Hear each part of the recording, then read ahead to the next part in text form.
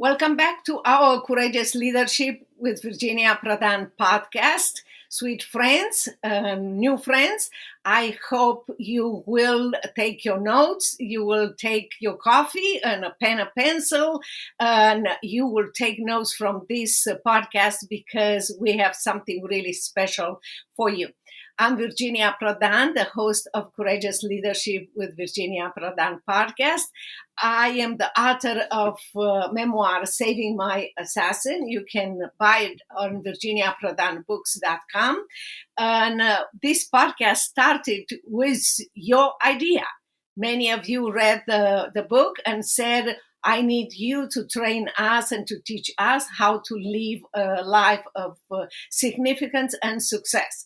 And from there, we developed two invited courageous leaders like our courageous guest today that will teach us and train us and share with us how they started the journey and how they became courageous leaders, leading others to live a life of significance and success.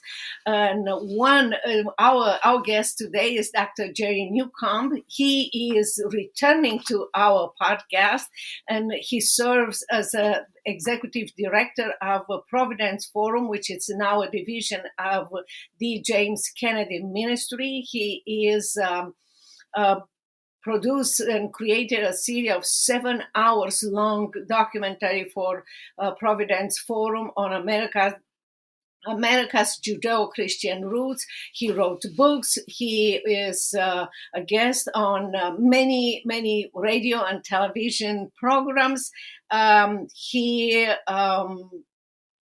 His latest book about the blessing of liberty is so important for us right now today. He is also an associate minister at the New Presbyterian Church in Florida, and he resides in South Florida. He has 2 children and 3 grandchildren. And it looks like, Jay, welcome to our podcast. It looks like you're not affected by the bad weather that is in Florida right now. No, thank you, the Lord, and we are praying for those people as well in the other parts. Yeah, it's very interesting, and we're excited to be on your program. Thank you for this opportunity.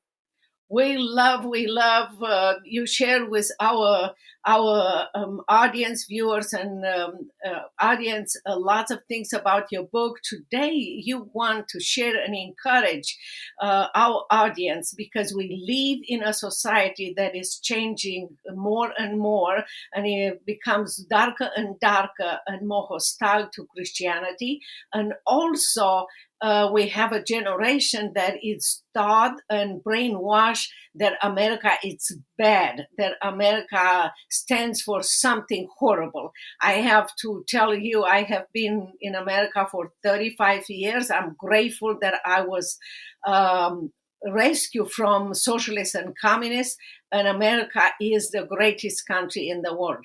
But not many young people know what America stands for. So I will let you start and tell us how this love for America and love for training others, especially young people and all generations, that they believe that America is not the best country in the world. Yeah, it is an amazing set of ironies, isn't it? That people to this very day, Virginia, will risk their lives in order to come here to America. And then meanwhile, you have all these young Americans who are smug and they're basically resentful about America, partly because they've just been fed a lot of, a very distorted picture as far as American history. And there's a lot of ignorance about this, but it's really kind of an amazing thing. It's almost like you wish some of these liberals that hate America so much, you wish they'd almost go to the border, the southern border, and all these people are risking their lives to come in. They should just stand there and say, hey, stop, turn around. America stinks. We could solve the open borders problem, by all these liberals, but doing that. I'm joking, of course. But I I know remember. I know, Jay, you are kind, but let me tell you, I will go the extra step. I will say, if you believe that America is bad, just go back to where you came. If you are an immigrant and you have been here for a while, or go to Cuba, go to Brazil, go to go to China, and stay there not as an American, but as a person from that country, and see what communist or socialist stands for. And you will run back if you have the opportunity to run back to America. That's so true. I mean, you think about even the example of professional athletes of America who have been vocal against the national anthem because they're basically vocal against what America stands for and so forth. And so, anyway, I think of that example where that one I'm sorry, that one uh, female basketball player from America was captured in Russia and held for several months, I guess, or at least several weeks in Russia. She used to protest the national anthem. I'm curious now what her view is about being in America now that she actually is in America, in a country where theoretically we have due process and so forth. It's a big difference between how America treats people versus how the rest of the world. And not that we're perfect by any means, but because of the Judeo-Christian roots of America, there is a great deal of liberty that has been established here. You can feel it. You can feel it in the air. Uh, you're from Romania. You've told your story many times, and it's a fascinating story. One of your fellow Romanians who was a Christian there in Romania, when he was 12 years old, his father, who was a pastor, and the whole family got to come over to America to stay and be free after having lived under the tyranny in communist Romania. And I'm talking about a man named Harry Mahet. He now works for Liberty Council, one of these Christian legal groups fighting for Christian Yes. liberties in America. And Harry told me one time that when he first came to America, that was in Jacksonville, Florida, at the tarmac right there at the airport, he got down on his knees and he kissed the ground. And he goes, "Wow, we're finally here in America, the promised land." Now we fast forward to today, and thank God he, like you, are working for liberties in this land of freedom, which should be totally free from these kinds of tyrannies. But because of the ignorance about America's true roots and American, what America stands for, and basic civics about America, we have a lot of freedom that's been eroded in the last several years. But my big message is Yeah. we need to get back to the founding principles that made America great. And you see, when you look at the true history, God and the Christian faith played a critical role. I believe you are so right in everything that you said. But as a parent and as a person who came to America and learned so much about freedom here and enjoy the freedom, I will say one of the reasons we are in this situation where young people are turning their back to what America stands for is because we as parents, we forgot to be involved in school activity and see what our students are learning and teaching. More than that, many times I tell parents during summertime, forget about Mickey Mouse and other things. Take your children to all these monuments, all these places in America that speak about what America stands for. You take your initiative and train your children from a younger age. If you homeschool them, or they go to private school, or they go to public school, it's your responsibility. Whatever the school does, you should emphasize what the parents do at school. Also, it's time for us to be involved in PTA, Parents Teacher Association and be involved in everything that needs to be done and be a voice there. A city hall, not just wait for our congressmen and senators and everything, but everything starts with us. I think you're right, and I think we should also be, cautious about these things in the sense that, for example, you mentioned taking the children to these monuments and so forth. Recognize that sometimes the tour guides and so forth are misinformed about some of this uh, stuff. So, for example, a high donor who was very much of the left gave millions of dollars to the home of James Madison and for related to the museum and the tours and so forth. And so now the reports are that you go to James Madison. Here's a key architect of the Constitution. Some people call him the father of the Constitution. Other scholars say, well, that's maybe too high. But in any event, he was a great advocate for it, a key leader in it. Well, he was a slave owner. And unfortunately, that was true of some of the other key founding fathers, and some of them dealt with it in different ways and so forth. But they were the midwives to our liberties, by which one day slavery and other injustices would be removed, and they were. And so anyway, you go to James Madison's home today, and unfortunately, because of this high donor's gift for the left, from the left, people are basically, given a politically correct version of James Madison, but not an historically accurate version of James Madison, not recognizing the positive role that he played in helping to uproot injustices like slavery and helping to unleash the forces of freedom that so many of the founding fathers did in our nation. So my point there is that you have to supplement the education that children are going to get, even in tours and things like that at the monuments. But you're absolutely right. Going to the places themselves, is very important to see for yourself. But let me just say a few more things about Madison. Yeah, Also, go ahead. I want to say, Jay, you are correct on that, and I'm not surprised. I am not surprised. So, making sure that your children and the right history.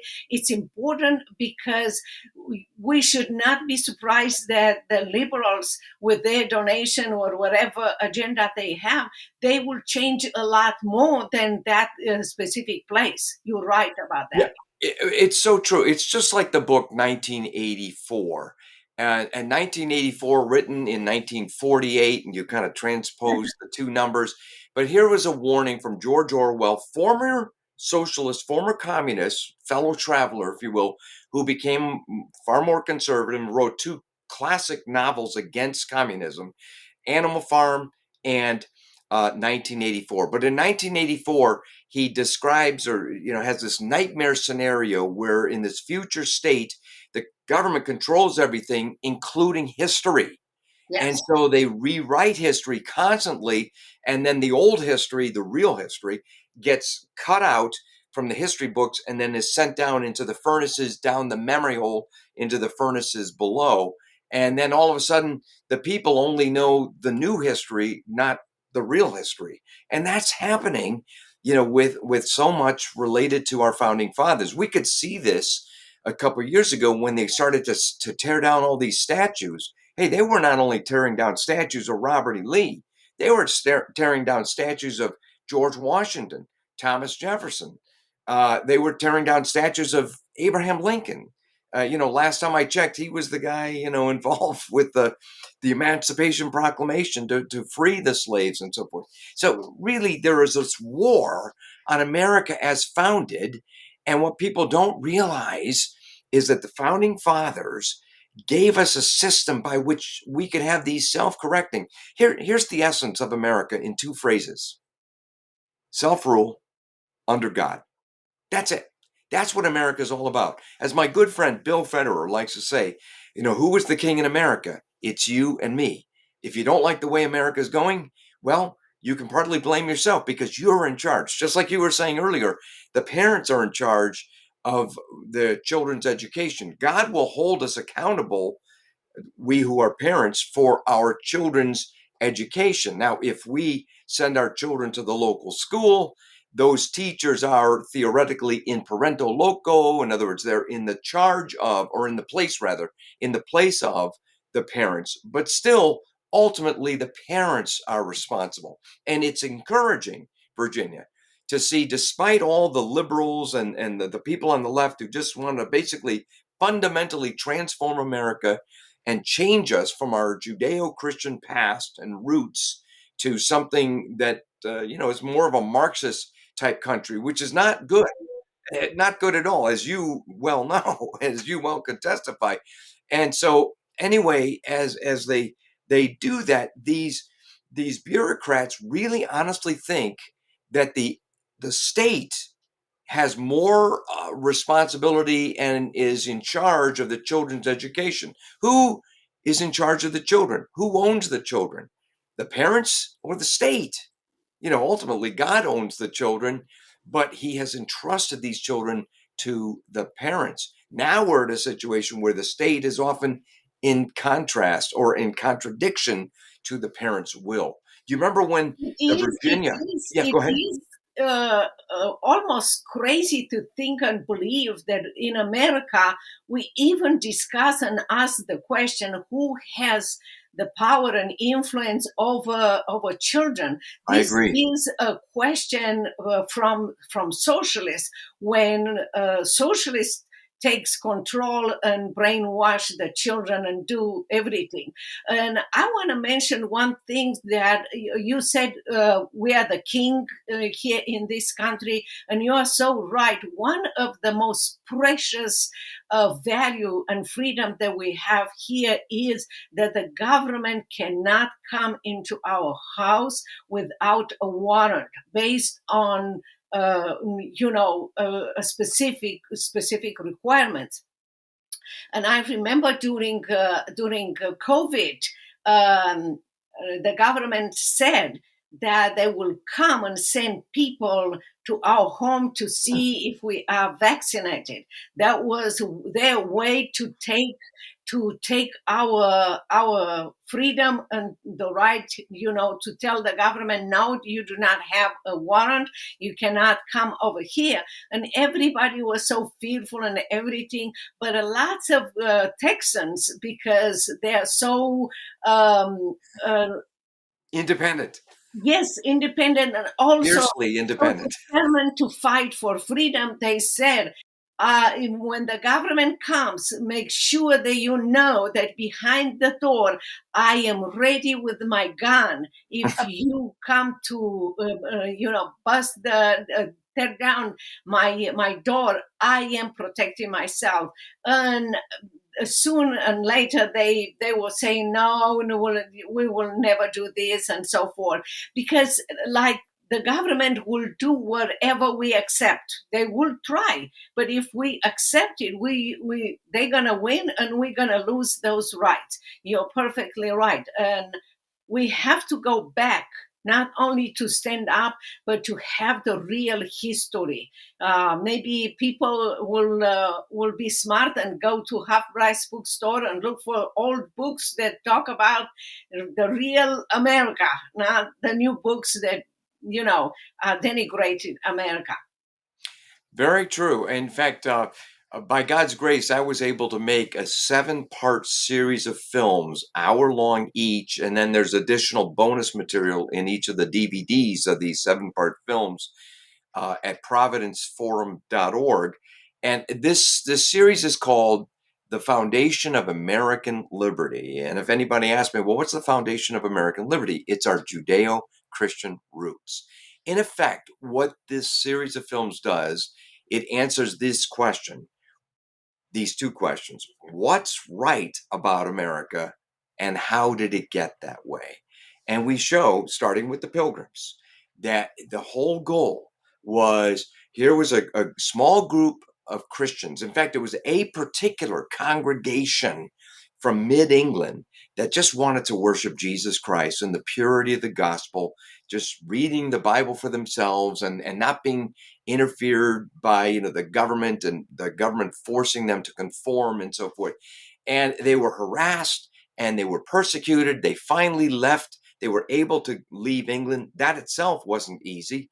We're talking about in the early 1600s. And they made it over to Holland, and they stayed in Holland for about 11 to 12 years. But then there were some danger signals coming, uh, to warning, against their freedom. And so then they were able to, by God's grace, come over to America. Just a small part of the of that particular congregation came over at first, and then they were able to send over others later. And they founded, for all practical purposes, as Dennis Prager puts it, and he's one of the guests in our video, they founded, for all intents and purposes, the United States of America. They cast a very long shadow, and yet this was one particular denomination. For example, they were in the Mayflower, and when they finally arrived in America, they were blown off course, and they were technically not under the government's jurisdiction because they were in a place in North America, but that was away from the northern parts of Virginia, which is where they were heading. And so they had some people on board who were sympathetic to their church colony, but they weren't members of their particular congregation. And some of those people, hired hands like the military and barrel maker and so forth, some of them discussed, hey, when we're in the new world or in the new land, we're not in the northern parts of Virginia. We're not being held necessarily liable to the agreement we signed up to. So the Pilgrims made world history in the Mayflower cabin. Before they even set one foot on American soil, they wrote up the Mayflower Compact, November 11th, 1620. This was the first agreement for self-government under God written on American soil. And the whole point of it was to basically have a kind of like a living, a working constitution, something that they would all agree on, a written agreement. Again, self-rule under God. It was the first step toward what ultimately led 150 years later to the Declaration of Independence and the U.S. Constitution. Self-rule under God. The Mayflower Compact begins, in the name of God, amen. And they talk about how they came over for the glory of God and the advancement of the Christian faith. And they said that we covenant and combine ourselves into a civil body politic. And so they made everybody agree to sign this. In those days, it was the men. They had all the men sign this agreement for self-government under God. And that was the first among many different documents like that, written by Pilgrims and Puritans, mainly. Then later we'll be talking about just Puritans and Quakers and other Christian groups, nonconformists. And these agreements for self-government basically bound the colony together, but they were based on what? On the biblical concept of covenant. Now, you What get to, you, what do you think? yeah. I love this self-government idea. What do you think needs to happen in America to have this kind of idea and purpose for people? Well, it's funny. My wife is from another country, and we were married in her home church in Norway in 1980. She decided to become an American citizen, and as she did all the different research in order to pass the test, the citizenship test, uh she had already, by that time, she'd already helped me with some of my books and everything. She just totally aced the test. She knew more information about America than the people testing her. But it's interesting, Dr. Lillback, who founded Providence Forum and gave it to D. James Kennedy Ministries, and I'm privileged to be the director of it, he once told me, it would be great if this, just even the basic citizenship test that foreigners coming to America to become American citizens have to know, if every American could know even just those basic facts. So, the fact that so many of the Americans who came and started this country came here for religious liberty. I mean, we're in a So, situation, Virginia, where religious liberty is at risk in America.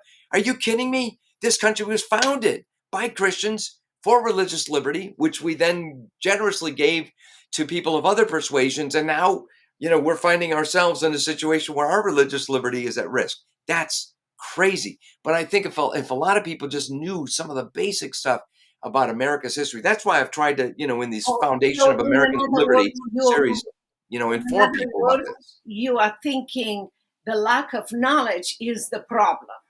Yes. And the lack of knowledge, I will say, first of all, needs to be, this knowledge needs to be taught in school and at home. Yes. And if I don't know if I require a test. Like I took a test as a political refugee. Well, that's one thought, but the idea is to just get this basic information out about America's founding principles. I mean, for example, just within the last week of you and I having this discussion, all right, in Colorado, there was a school where this 12-year-old boy Yes. had a backpack, and in the backpack, or on the back of the backpack, he had a little patch of the classic Gadsden flag. It's a yellow field. People have seen this. It's got the rattlesnake, and it says, "Don't tread on me."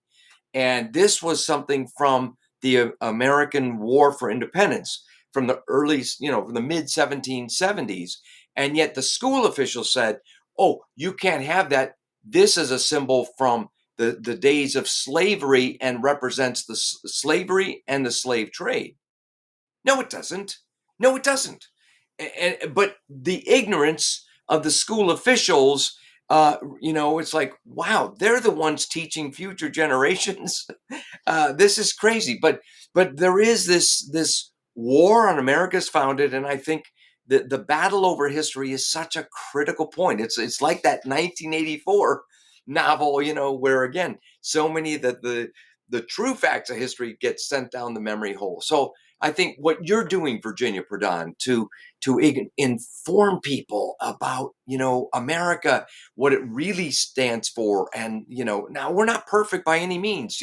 I love the hymn, America, America, God mend thine every flaw. That's so true. But even the founders have said in the Constitution, they said, in order to form a more perfect union, we're writing this thing. And they even allowed within it the amendment process. So if there's changes that are needed, we can amend the Constitution. But I think we're at a point now where so many young Americans have been lied about America. No wonder they hate America. Yeah, that is so true. Yeah, And remember George W. Bush? He had a good sense of humor. I remember there were some times when he was president, and sometimes, I mean, there were just vicious lies told about him. Sometimes you'd see his picture, and they had the Hitler mustache, as if he was like Adolf Hitler and so forth. And he once said, kind of, jokingly, "Gosh, if I believed all the terrible things told about me, I wouldn't like me either." yes, yeah, that is so true. Well, the essence is, and I love that you emphasize, is a lack of knowledge, not only from the students, but also from teachers that are teaching the wrong things. And parents need to take responsibility, and each one of us, we have to go back and learn the reality about this country and influence others based on what the reality is, and just take young people or people that think bad about America, take them to lunch, take them to different and listen to what they said, and ask questions and give them the right perspective. And I hope that will help America. And I'm so grateful for you, Jay, for coming here for the 7 hours that you created, and for people to go there. It's providenceforum.org, and I hope they will see those documentaries, and they will watch it with their friends, with their children. And I just want to thank you again for coming to our podcast, Jay. Oh, thank you. And I tell you what, since a lot of people don't necessarily have all the time to watch, full 7 hours, we've actually broken them down into little 5-minute segments just so people can watch and see, some of these main points.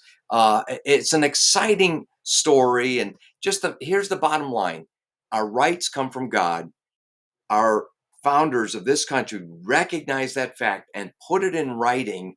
And when you have God-given rights, then it's wrong.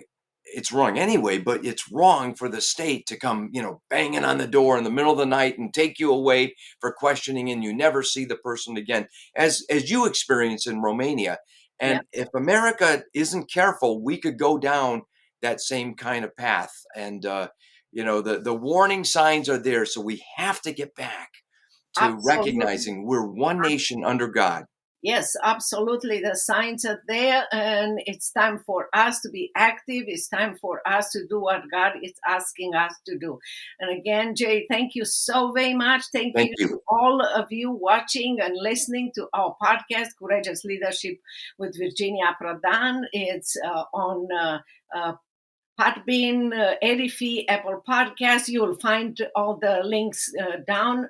And I'm grateful for you coming here. I'm grateful for your question, your comments, and your suggestion. I hope you support our podcast, and I hope that you take notes and apply what we all have learned in this podcast. And until next time, God bless you, and keep us posted at what God told you to do and how you accomplish everything that needs to be done for this country, so we can go back to America, free America, with freedom and liberty given by God and established by our founding father. We can be part of this legacy too. God bless you, and see you later.